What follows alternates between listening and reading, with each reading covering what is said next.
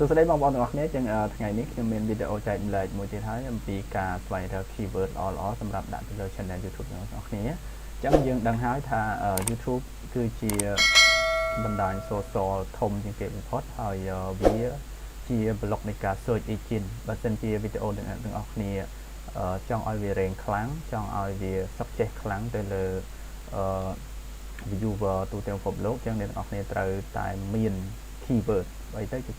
keyword គឺជាពាក្យពិសេសនៅក្នុង content នីមួយៗដើម្បីឲ្យវីដេអូអ្នកទាំងអស់គ្នា rank អញ្ចឹងខ្ញុំឧទាហរណ៍ថាវីដេអូបរទេស channel បរទេសរបស់គាត់មួយនេះគាត់ដាក់ឈ្មោះ channel របស់គាត់ Primitive Technology អញ្ចឹងជាទូទៅ Primitive Technology ពាក្យពីរនេះគឺជា keyword ហើយគឺជា keyword ល្បីទៀតផងហើយអាចមានតម្លៃថ្លៃអញ្ចឹងម្ចាស់ channel គាត់ជ្រើសរើសពាក្យពីរនេះផ្គុំបញ្ចូលគ្នាដើម្បីឲ្យ channel របស់គាត់បាន rank ល្អទី1ទី2viewer មើលទៅបានថ្លៃដោយសារវាឆ្លងកាត់ keyword ស្រេចទៅហើយនៃ channel របស់គាត់បាទអញ្ចឹងយើងមើល keyword ដូចម្ដេចហេតុអីបានយើងអាចដឹង keyword គេប្រើអីនៅលើ channel នីមួយៗទី1បងប្អូនទាំងអស់គ្នាត្រូវ set up ទៅលើ vidIQ ដើម្បីមើល keyword ទី2អ្នកទាំងអស់គ្នាត្រូវ set up extension TubeBuddy បាទនេះ TubeBuddy ហើយទី3អ្នកទាំងអស់គ្នាត្រូវ set up optimize keyword នៅលើ extension ដែរបាទនេះគឺជា optimize keyword ហើយនៅពេលដែលអ្នកទាំងអស់គ្នាចង់មើល channel មួយណាគេប្រើ keyword អីអ្នកទាំងអស់គ្នាគ្រាន់តែ click ទៅលើ channel video នោះទៅអ្នកទាំងអស់គ្នានឹងឃើញ keyword ដែលគេtake នៅក្នុងវីដេអូរបស់គេគឺធ្លាក់នៅខាងស្ដាំនេះដោយតាមរយៈ optimize keyword ហ្នឹងអញ្ចឹងអ្នកទាំងអស់គ្នាមើលក្នុង text channel របស់គេប្រើពាក្យថា primitive technology primitive technology primitive tech primitive technology primitive tech primitive prim technology ទាំងអស់នេះមិនមែនជាតែដាក់ទេវាសិតតែជា keyword ឥឡូវខ្ញុំឧទាហរណ៍ថាprimitive ឬក៏ technology តើពាក្យទាំងពីរហ្នឹងវាមានតម្លៃប៉ុន្មានសម្រាប់ keyword នៃការ search engine នៃការ pay ទៅលើ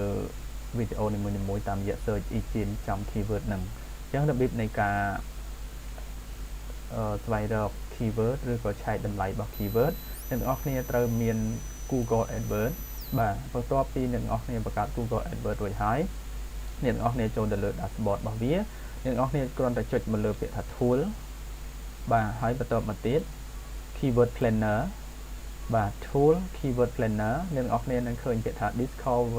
discover new keyword បាទអញ្ចឹងអ្នកទាំងអស់គ្នាចុចលើវាមកបន្ទាប់មកទៀតត្រង់ចំណុចនេះគេដាក់ថា start with keyword អញ្ចឹងអ្នកទាំងអស់គ្នា start with keyword អ្នកទាំងអស់គ្នាវាយ keyword ចូលប៉ុន្តែអ្នកទាំងអស់គ្នាត្រូវមើលដែរ location តើអ្នកទាំងអស់គ្នាចង់មើលតម្លៃ keyword នៅក្នុងប្រទេសណាបាទឥឡូវឧទាហរណ៍ថាខ្ញុំចង់មើលនៅ United States បាទនៅ United Kingdom បាទនៅ Canada បាទខ្ញុំមើល3ប្រទេសហ្នឹងហើយខ្ញុំដាក់primitive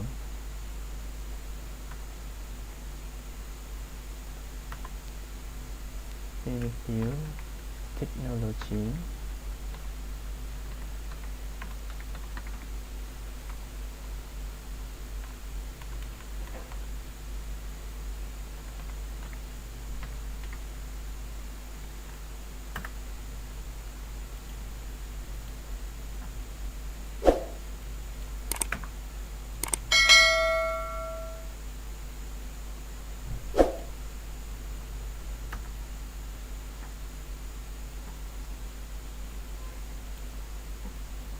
បាទបន្តមកទៀតខ្ញុំ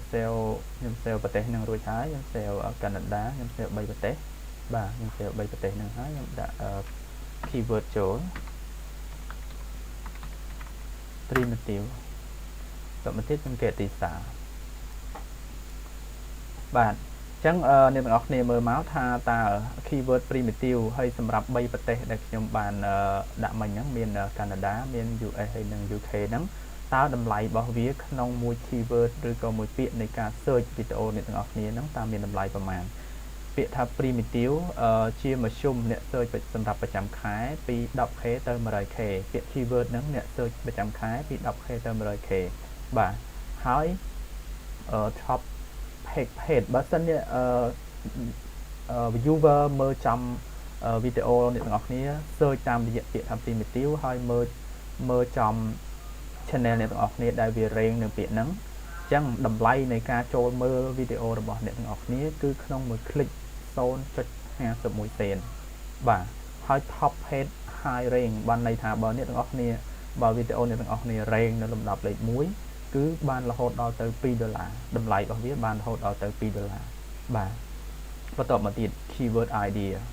នេះគឺជាពាក្យបង្គុំមាន primitive decor primitive format មាន primitive home primitive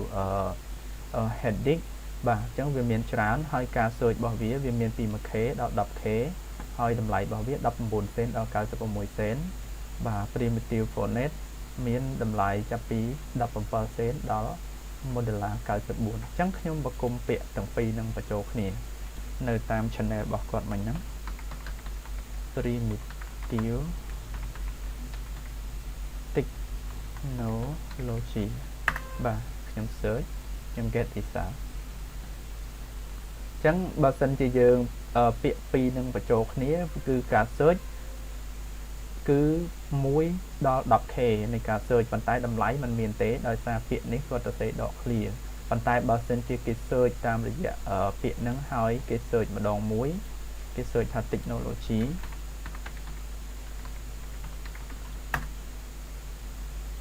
បាទយើង get result មក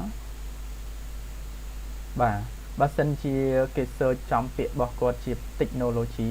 បាទពាក្យ technology គឺការ search average ជាមធ្យមគឺ 100k ដល់ 1m ក្នុងមួយខែបាទហើយ free matching អត់មានទេបាទហើយ page សម្រាប់វីដេអូដែល low rank បាទសម្រាប់វីដេអូដែល low rank គឺ 0.98 សេនក្នុងមួយ click បាទក្នុងមួយ click 0.98 សេនរហូតដល់ទៅ high rank $3.13 ក្នុងមួយ click បាទគឺវាថ្លៃមែនតើនេះគឺជាពាក្យ keyword ដែលមានតម្លៃថ្លៃបាទហើយបើសិនជាបង្គុំគ្នា Adobe Creative បាទនេះគឺជានៅក្នុងបណ្ដុំ technology អញ្ចឹងទៅបានវា subject keyword idea បើសិនជាអ្នកទាំងអស់គ្នាប្រើ technology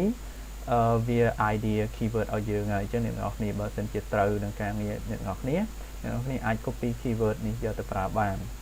តែបើមិនត្រូវទេគឺយើងត្រូវស្វែងរក keyword ណាដែលត្រូវនឹងcontent អ្នកទាំងអស់គ្នាទៅឥឡូវឧទាហរណ៍ថា content អ្នកទាំងអស់គ្នាអីគេcooking បាទ cooking អញ្ចឹងបើសិនជា content អ្នកទាំងអស់គ្នាជា cooking វាមានសរុបទាំងអស់1008 keyword idea ហើយ cooking អ្នករកចាប់ពី100k បាន100,000ដល់1លានជារៀងរាល់ខែបាទ average ប្រហែលបានន័យថាជាមធ្យមក្នុងខែពី100,000រហូតដល់1លាន view បាទហើយចំណែកតម្លៃរបស់វាវិញគឺ 0.61 សេនរហូតដល់$19ពិតជាថ្លៃមែនទែន cooking ថ្លៃប៉ុន្តែយើងត្រូវ rank ឲ្យចំប្រទេសហ្នឹងដែរបាទប្រទេស3ហ្នឹងមានកាណាដាមានអាមេរិកមាន UK ហ្នឹងបើសិនជាវីដេអូទាំងអស់គ្នា rank ទៅក្នុងសុទ្ធអ្នកទាំងអស់គ្នានឹងទទួលបានតម្លៃថ្លៃពីការ click មើលវីដេអូអ្នកទាំងអស់គ្នាហើយហេតុអីសូមទោសឲ្យធ្វើយ៉ាងម៉េចដើម្បីឲ្យ YouTube អ្នកទាំងអស់គ្នា rank ទៅប្រទេសនោះហើយមាន viewer មកពីប្រទេសនោះច្រើនអញ្ចឹងចូលទៅត្រឡប់ទៅមើលវីដេអូទី1វីដេអូទី2របស់ខ្ញុំវិញពីរបៀបនៃការ target subscriber ទៅលើ YouTube អ្នកទាំងអស់គ្នា how to promote YouTube channel បាទ target country អញ្ចឹងអ្នកទាំងអស់គ្នា promote YouTube channel ទាំងអស់គ្នាទៅកាន់ប្រទេសទាំងអស់ហ្នឹងតបមកទៀតអ្នកទាំងអស់គ្នាចាប់ផ្ដើមផលិត content អ្នកទាំងអស់គ្នាឲ្យបានច្រើនទៅកាន់ប្រទេសទៅក្នុង channel របស់អ្នកទាំងអស់គ្នា viewer នឹងមកពីក្នុងភាគច្រើនដោយសារយើង promote subscriber ទៅក្នុងប្រទេសនោះបាទនេះជាវិធីធ្វើ YouTube តាមបែបវិទ្យាសាស្ត្រតាមបែបពិតប្រាកដបាទមិនចង់និយាយថាយើងមិនធ្វើតាមស្មានឬក៏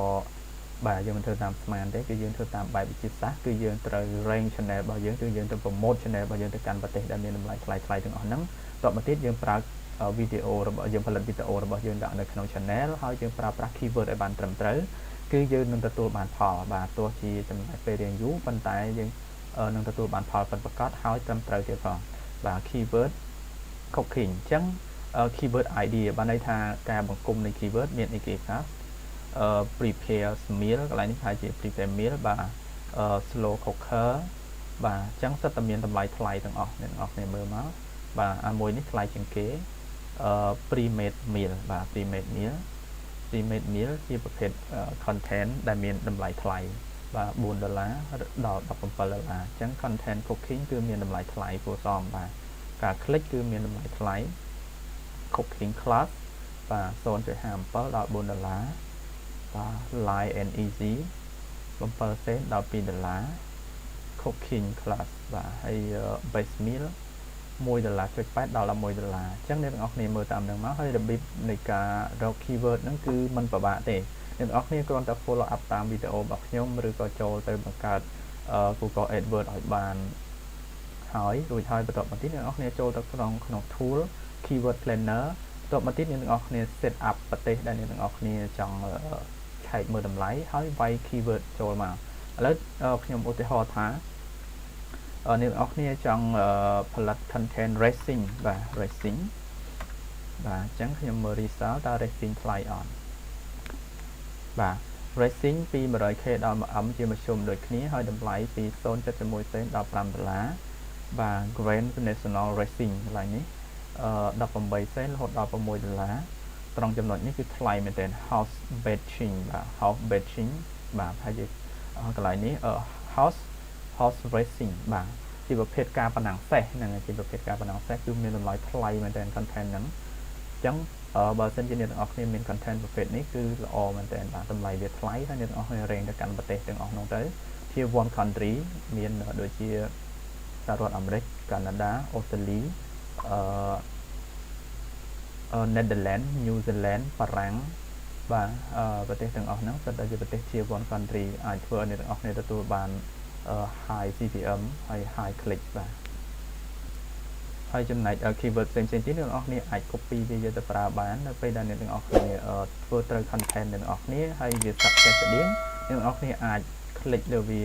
បាទអ្នកទាំងអស់គ្នា click អាណាដែលថ្លៃហើយនឹងត្រូវនឹងការងារអ្នកទាំងអស់គ្នាអ្នកទាំងអស់គ្នា click លើវាចឹងមកហើយបន្តមកទៀតអ្នកទាំងអស់គ្នាដាក់ពាក្យ copy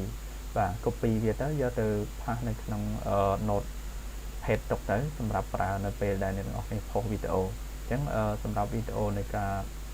ស្វែងរក keyword ឲ្យបានត្រឹមត្រូវនិងពិតប្រាកដជាមួយនឹង channel តាម content របស់អ្នកទាំងអស់គ្នាគឺមានប៉ុណ្ណឹងអញ្ចឹងបើមានចម្ងល់ត្រង់ចំណុចណាបងប្អូនអាចឆាតសួរឬ comment សួរខាងក្រោមនឹងបានសូមអរគុណហើយសូមកុំភ្លេចជួយចុច subscribe channel ដើម្បីទទួលបានវីដេអូថ្មីៗបន្តទៀតបាទសូមអរគុណ